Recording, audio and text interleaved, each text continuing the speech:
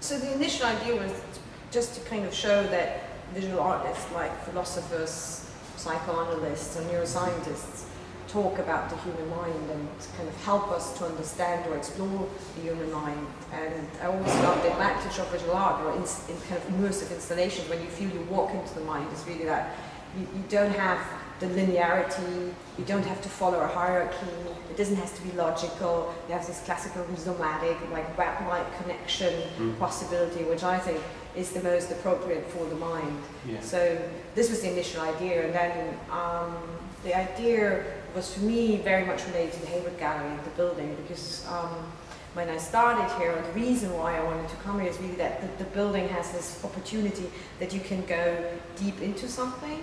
It's because you don't, especially downstairs, you have no view outside, and it's very labyrinthic. I think you get really lost, which is quite nice. And in lots of other institutions, you have, which is like the typical exhibition hall and museum hall building, where you have long hallways, and then you have rooms kind of which are kind of going up from this hallway. And I think it's very often, as a curator, at least for me, was trying to hold people to stay and spend time with the art. And I think in the Hayward Gallery it's much easier, because you suddenly really feel you're somewhere else, and you slow down. So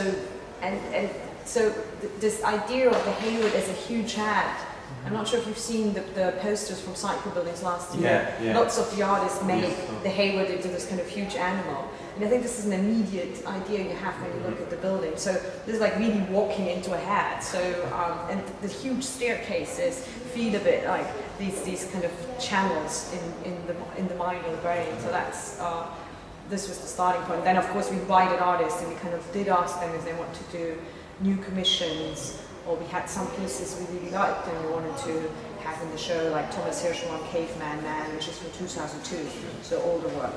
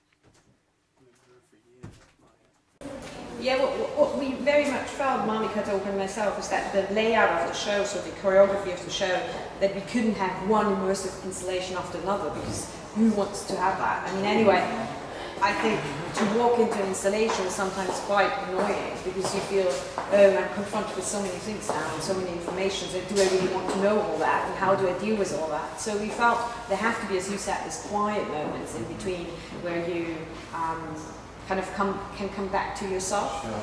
And the other really important aspect, and this is why Charles Avery is important, that of course the mind doesn't have boundaries. So it's not that you can imagine the mind in a box. I mean, you have the brain, which is something you can look at. It's something really like specific, like an object. But then the mind has no boundaries. It's about the infinity. And I think Charles Avery's project really shows that it doesn't have to be talking about the mind, doesn't have to be an installation. You can have a concept like his concept about the island, this kind of totally mathematical structure, which allows you as a visitor to imagine his island, which is somewhere. So you kind of go out of the building because you know the island is somewhere else.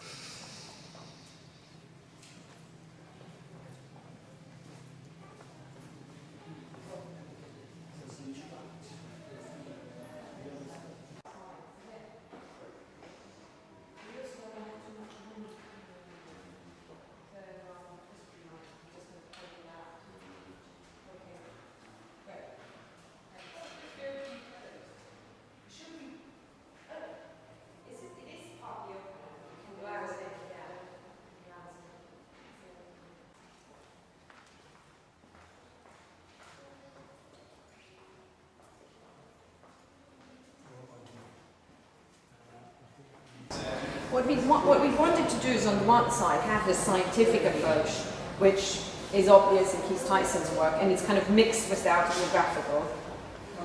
Though we thought it's good to have an artist who really works around the neuroscience and uses this in his work, have this connection to the biographical aspect, which you have very strongly in Nara, because in this hut, it's really all the things which are important for him personally as an artist, but also just as a person.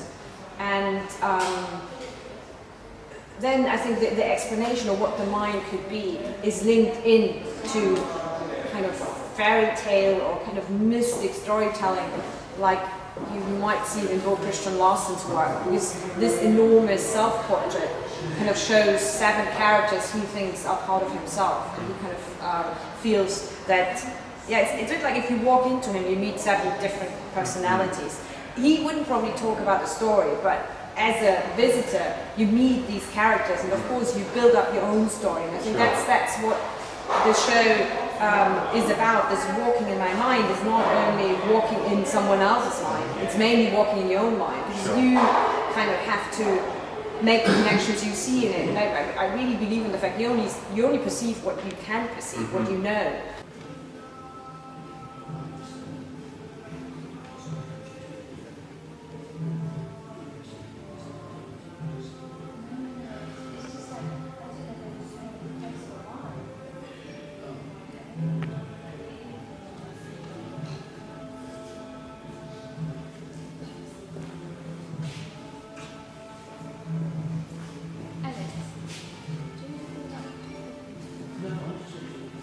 Jason Rhoades' work, which was important for the show, is another aspect besides this autobiographical and the fact that we have science. It's a lot about the fact that if an artist thinks about the mind, it's kind of a natural step, I think, to think about what means creating an artwork and how do you get the idea about creating an artwork and how you come to this point.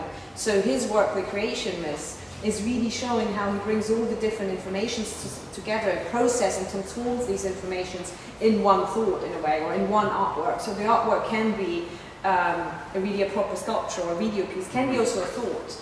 And I mean, in his case, he's referencing to Michelangelo's creation of Adam, and this myth around the kind of this sparkling moment. And in his case, you just really see, well, it's just lots of informations I download, like how I downloaded from the internet, and then the middle part of the installation, this huge brain where you literally have these different areas of the brain, and one of the mind, and the one is, the lowest one is the inner child, the unconsciousness or subconsciousness, where he has all these personal things which are coming in, and then you have this like little part of the brain, which is the moral. Yeah. So where he chops up all the bits and kind of says, oh, this is good and this is bad. And then the kind of outer part is really reality coming into his mind and influencing him. And then you have this legion, this machine who's kind of cutting holes in the wall, because there it's the image that himself, his inner self, kind of affects the outside and kind of starts to maybe change reality.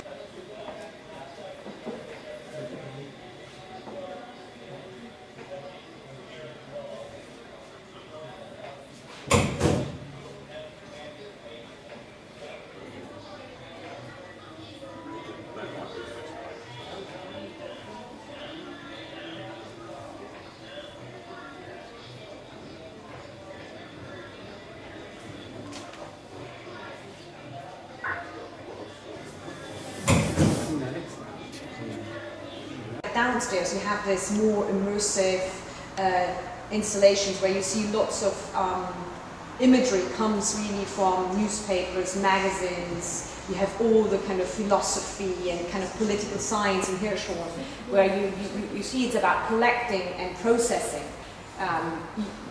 informations. And up here, like in this installation, Kusama, it's much more about the kind of formal diagrammatic image of how you could think about the mind. So you think much more about the neurons and synapses, and it's much more these images which we thought are interesting to have on the upper level. So you have Kusama here, but there's also this black string installation of Chiharu Shiota, where you can really think about the images you see in this neuroscience book. So we wanted to go there, and also open up this aspect of infinity I was talking about. I think lots of the artists who think about the mind or kind of work around the mind, they come to this infinity, which is important for Charles Avery, which is important for Kusama, which you have in this endless network of threads of Chiharu Shiota. And then Manders, I think, is extremely important because he has these frozen moments. Instead of having the process and the transformation, he just says his rooms of his self-portrait as a building are frozen thoughts. And that's quite nice, I think, that you have this one timeless moment where you say, like, this is the perfect moment for this aspect. So yeah, we had to take and it's the process.